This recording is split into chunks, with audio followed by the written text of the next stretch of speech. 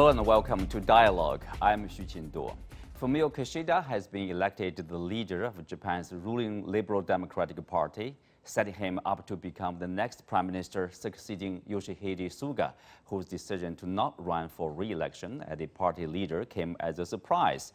How will Kishida shape Japan's domestic and foreign policies and face the many challenges ahead?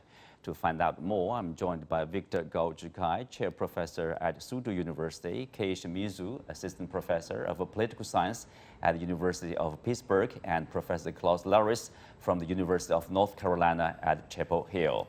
Welcome to the show. So I will start with Kei here. Kei, you have been following the Japanese politics closely. So now we have Kishida is in and the popular Taro Kono is out. Is that a surprise to you, or are you surprised?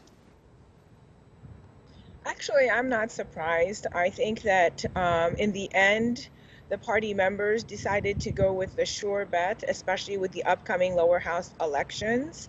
Taro Kono is extremely capable, but is also known as a bit of a maverick. He was also closely tied to former Prime Minister Suga, or outgoing Prime Minister Suga, serving as his minister for administrative reforms, as well as the minister in charge of vaccines. And unfortunately, I think many party members decided that this was too dangerous for them in the upcoming lower house elections to be tied to a party leader who, in the eyes of many in the general population, may not have done the best job in making sure that vaccines were available to much of the population, among other things. And so I'm not surprised in the sense that I think the party members did go for the sure bet rather than somewhat of a maverick. Yeah, so finally, now we have the new prime minister. Obviously, there's a worry that people would say, with Kishida's win now, basically after Suga 1 year and Kishida, people are worried whether there will be beginning of a new chaotic rotating premiership after nearly 8 years of stability under Prime Minister Abe.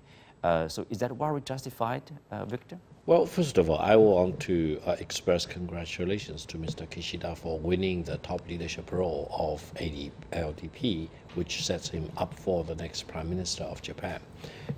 For what we call the rotation system of the Japanese prime ministership, it's actually built into the system.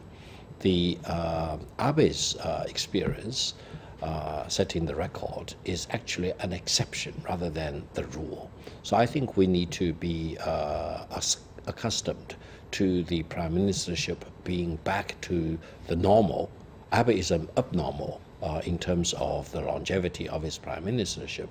And whether Mr. Kishida will be long-serving or short-serving in the prime ministership, that's another thing that we need to discuss another time. But I hope at this time, Mr. Kishida will be successfully elevated to the prime ministership, and in that role, which is very difficult at this very particular historical time, he will live up to that job's responsibilities and handle the prime ministership in a good way in terms of, let's say, dealing with China-Japanese relations, Japan-US relations, Japan-Russian relations, Japan ROK relations, DPRK relations, you name it.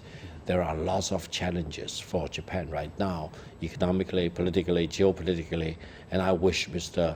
Kishida all the best in his new responsibilities. Well, Professor Laris, some say, the election of Kishida, obviously means that, Japanese people has chosen, continuity and the predictability over change and a new generation. Do you agree with that kind of view? Well, certainly the elite of the LPD has chosen continuity and stability. Whether the Japanese population is so happy with that choice, we will see at the forthcoming election. The LPD is expected to win that election, but perhaps their vote will not be quite as strong as before. Kono was much more popular among the general public. He, as the previous speaker said, was a maverick, but also someone who was more glamorous, who was more exciting. He has a huge Twitter following. following, I think 2.4 million on Twitter, on his Twitter account alone. And of course, Kishida, that doesn't apply to. He is more conservative, he's more moderate, he's more stable, and perhaps more boring. So we will see whether the Japanese population will warm to him. The elite of the LDP, they certainly wanted to have that stability. No experiments, I think, was their motto. We will see whether the Japanese population agrees with that. Well, Kay, obviously, we're probably more boring even, but you know, to be more boring is not exactly a bad thing sometimes. I think Professor Laris agrees with that. So tell us about you know, what kind of possible policies you know, Prime Minister Kishida will have, for example.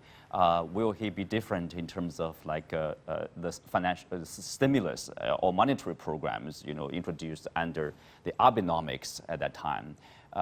You know, will he continue, or will he somehow shift away from that kind of a practice? And you know, he's promised about the you know, more balanced distribution of wealth. I think that, you know, first things first, that, you know, Japan, as has the rest of the world, has suffered considerably from the current pandemic, especially its economy.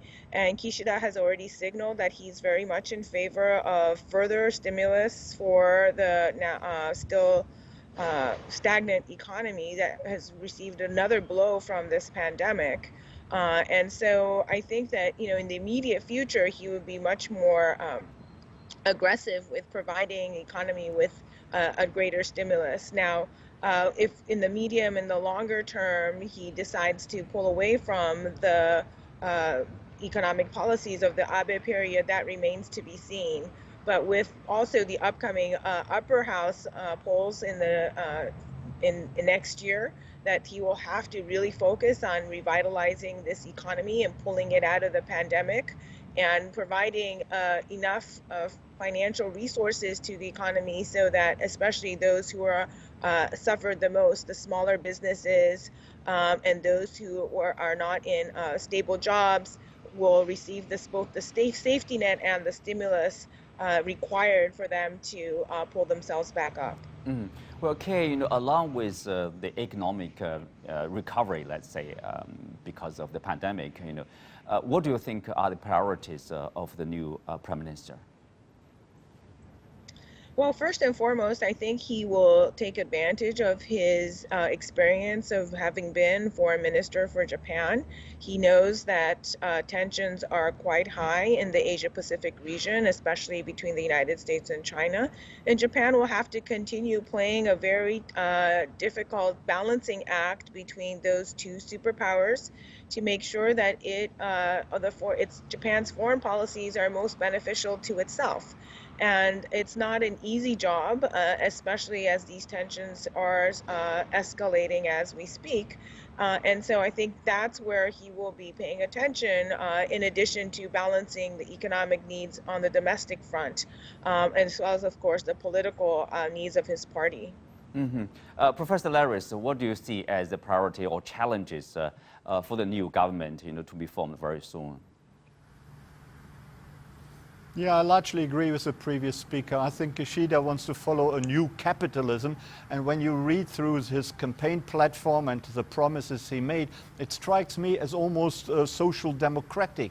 You know, stimulus clearly, but also middle-of-the-road economic policy. And really, it reminded me of the platform of the Social Democrats in Germany, where an election also has just taken place. So it will be a somewhat radical economic program, but also a program which is still located in the middle of the political spectrum. So I don't think we can see any really radical economic policy coming out from Japan under Kishida. Regarding foreign policy, he will, of course, at least according to his campaign platform, he will continue the close alliance with the United States. Japan is a member of the Quad, which has increasingly become an important forum among the United States, Australia, India, and Japan.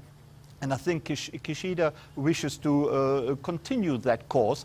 And Japan has very bad relations with both North Korea and also with South Korea. And I think he needs to really update that tense relationship, which is not good for anyone. And of course, relations with China are also not the best. Japan is very worried about China's geopolitical ambitions in the Indo-Pacific. And I think Kishida wants to perhaps move towards China, find some sort of better status quo. That doesn't mean he will leave the close alliance with the United States, but I think there might well be an outreach to China in the pipeline in order to stabilize relations in the Indo-Pacific between Japan and China above all. Mm-hmm. Well, Victor, you already mentioned about the foreign affairs for the new government, relationship with the neighboring countries as well as the U.S. What do you expect out of this? Any change of the relationship in terms of China, U.S., Japan, China, the trilateral relationship, and also, of course, Japan's relationship with South Korea, North Korea, basically in the region? Yeah, first of all, allow me to look back by more than 1 year. Prime Minister Suga has turned out to be a caretaker prime minister, despite of all his efforts to do better than that. Now, the new question is when Mr. Kishida becomes prime minister, whether he will be the second caretaker prime minister after Prime Minister Suga or not. That remains to be seen. But whether Prime Minister Kishida will be as assertive, as courageous, as audacious as Prime Minister Abe in his second term, it's doubtful. Probably not.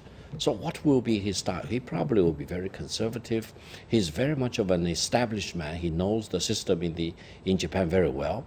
He's served in quite a few cabinet positions, many committee chairmanship, for example, so he knows the system very well. And in his position as the former Japanese foreign minister, definitely he knows the importance of Japan-US alliance, but he also knows for sure the importance of China-Japanese economic relations, because that's a relation that's going to be more and more important for Japan.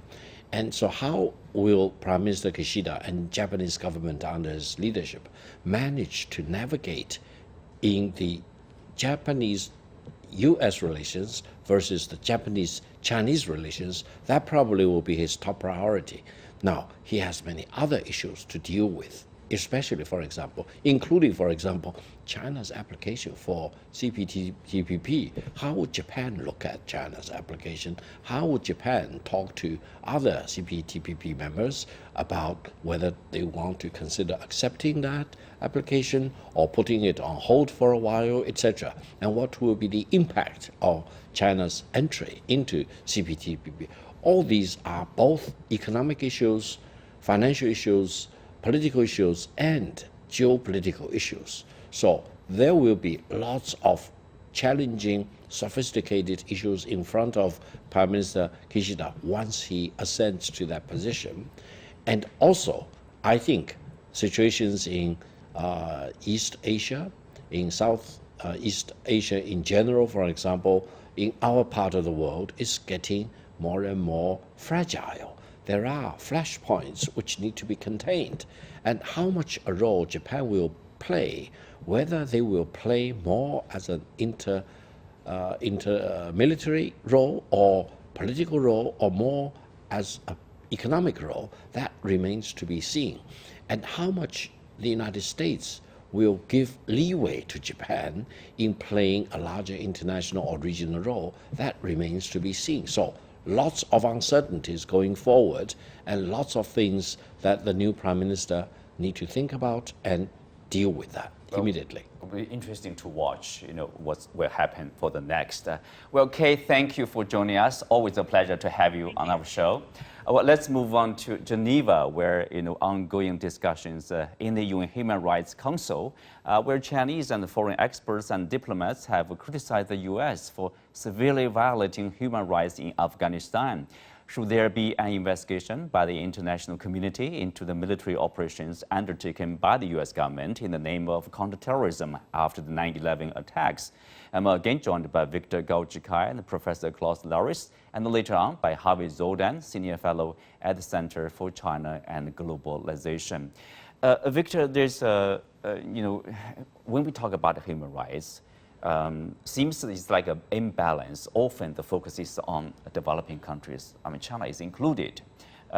It's kind of like almost like a rarity when you focus on the human rights issue on a rich, wealthy world, including the U.S.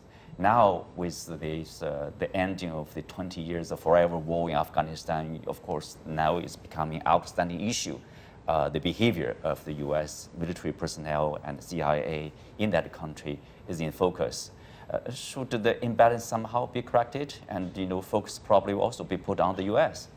Well, first of all, I don't think any country in the world has a monopoly on human rights. And I dare to say that no country in the world has a perfect record of human rights. Now, if we look deeply in great detail into the human rights situation involving the United States, of course, there are good side of the equation and there is bad side of the equation. There are lots of problems involving human rights violations in the United States. The Black Lives Matter movement, for example, speaks loudly about lack of respect for Afro-American people in general and police violence against Afro-American people in particular, and it's reflected in many other ways. So I think, first of all, we will need to appeal on the U.S. government to really pay greater attention to its own human rights violation record and try to improve the human rights record in the United States. Now, when you talk about the war, 20-year-old war in Afghanistan, it will be shocking to deny that there are violations of the human rights of the Afghan people. There are lots of killing of innocent Afghan people, men and women, boys and girls. And when the United States was in the middle of this hasty withdrawal, the U.S. military killed a carload of innocent people.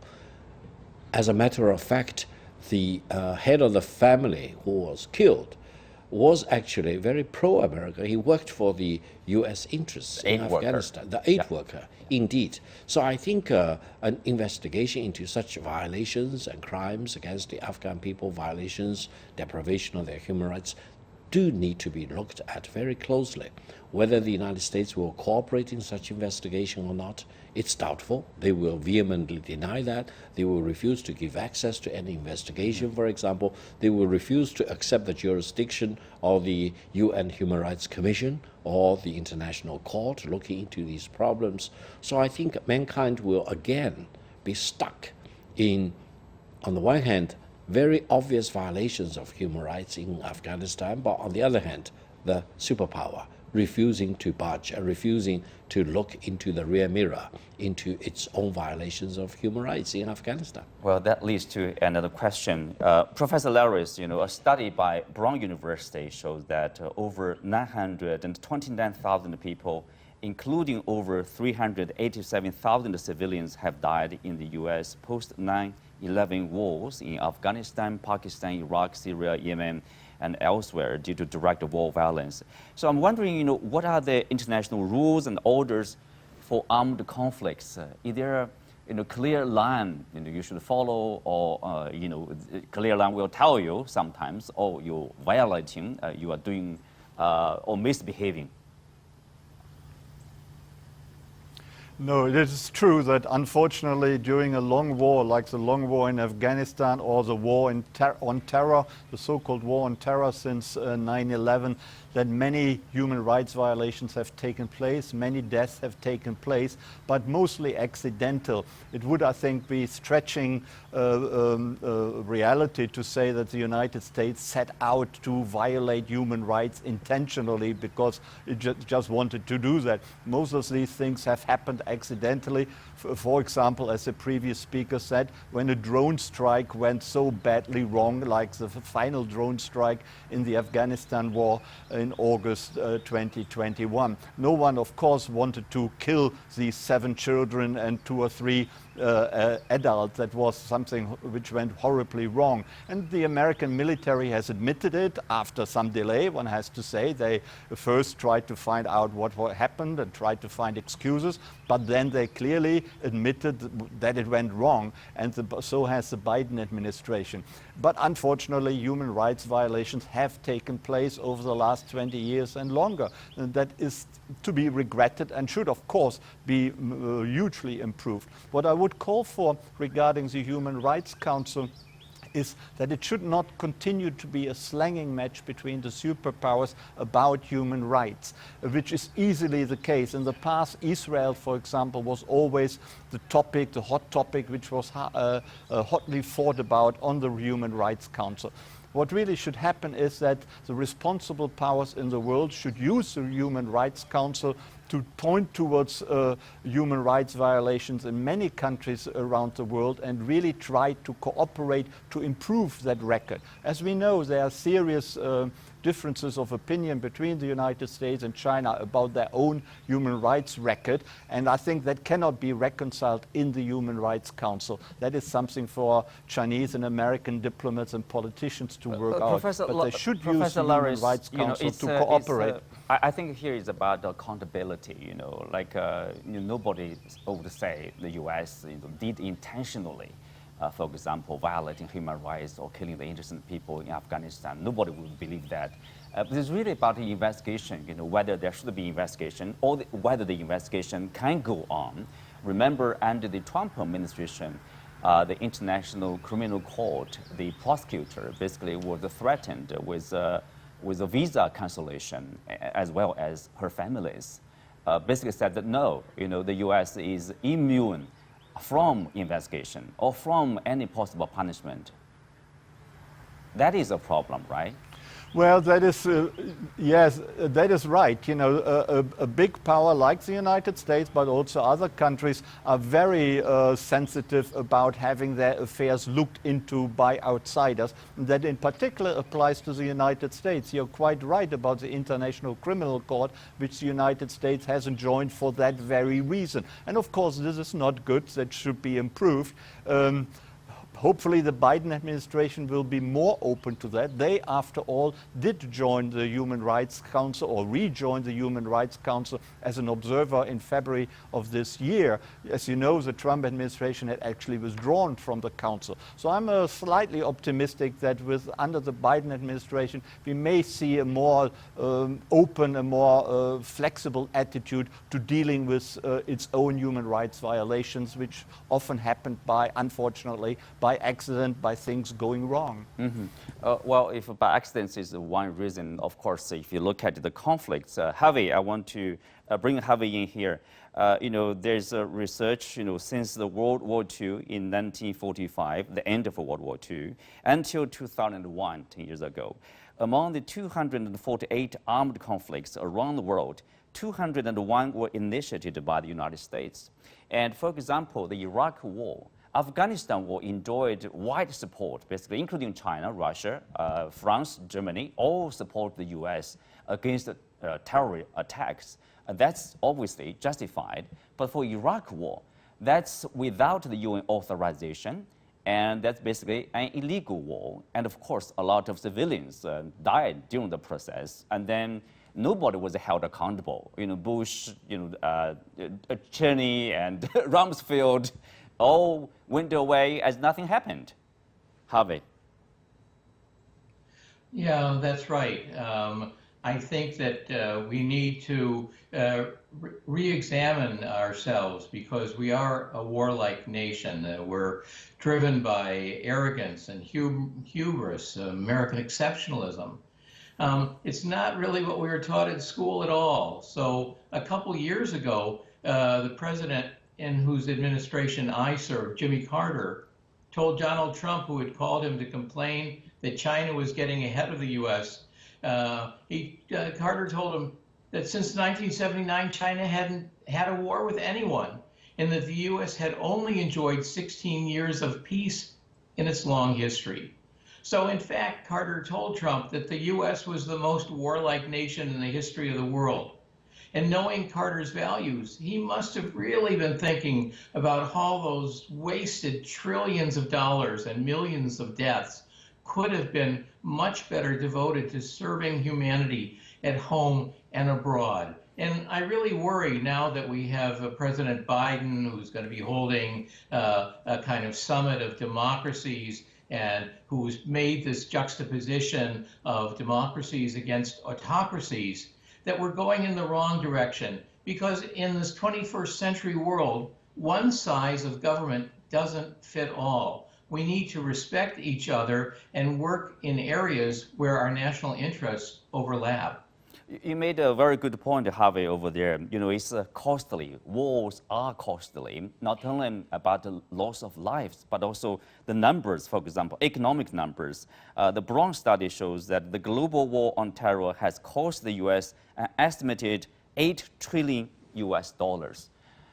What if, you know, we spend that amount of money in infrastructure, for example, in school education, in this medical services? For example, help Haiti building their nation. Would be a different outcome, right? Yeah, exactly. I mean, another think tank, the Washington Institute for Policy Studies, recently estimated, in fact, that since 9/11, the U.S. expended $21 trillion for what they called foreign and domestic militarization. And these expenditures are going to continue on into the future. So that's really too much money. And the situation's been like this, that we need to pivot away from the military-industrial security complex. It's what President Eisenhower warned us about in 1961, that grew into a monster on steroids in the Vietnam War, and then even more so the wars that followed, like Afghanistan. So we really need to pivot to more international cooperation, and there needs to be a top-to-bottom review of international organizations and those that are global and regional, with a view to bringing them into the realities of this century, into this new era, including fighting terrorism. So all those trillions of dollars, all those lost lives should be repurposed into building a better world for everybody, and not having these endless wars. We could have a very different world. Victor, you know, of course, people noticed at the end of the Cold War, the U.S. basically adopted, like a new policy with this new conservative, you know, basically by exporting liberal democracy to other parts of the world. Hopefully, they say, as long as you have a similar ideology, similar political system, and then there's no war. I mean, the wish is good, right? Well, first of all, the United States considers itself as the top dog of the world, and a top dog normally overreaches. And this is exactly what the United States has been doing ever since the end of the Cold War. And talking about liberal democratic values, the United States in itself is not a typical example of a success story of liberal democratic values. Just look at what happened in Washington on January the 6th. Just look at the incessant battering of the election results by Trump and his followers. Just look at 60 million plus Republicans, many of whom doubt the legitimacy of the presidential election last time. So you will say the United States has a lot of work to do to improve its own human rights record. Don't try to impose your value system onto another country. It does not work. Well, hopefully there will be a change. But, you know, 30 seconds left. Professor Laris, President Biden said, you know, he's happy to end this forever war, 20 years in Afghanistan. Do you think the U.S. will launch any war in the near future? Very briefly. Hopefully not. I think the biggest culprit of the recent past is the Iraq War and the Bush administration. The Iraq War was a total disaster, was totally unnecessary, was illegal as it wasn't sanctioned by the United Nations. And it really Thank has you, led Professor. to all Sorry, we are running out of time. Instability well, in the with Middle that, East. we are coming to the end of today's show. Many thanks to Professor Victor Gall and Professor Klaus Laris and Harvey Zodan. You can also watch us on the CGTN app or on YouTube. I'm Xu Qinduo. Thank you for watching. See you next time.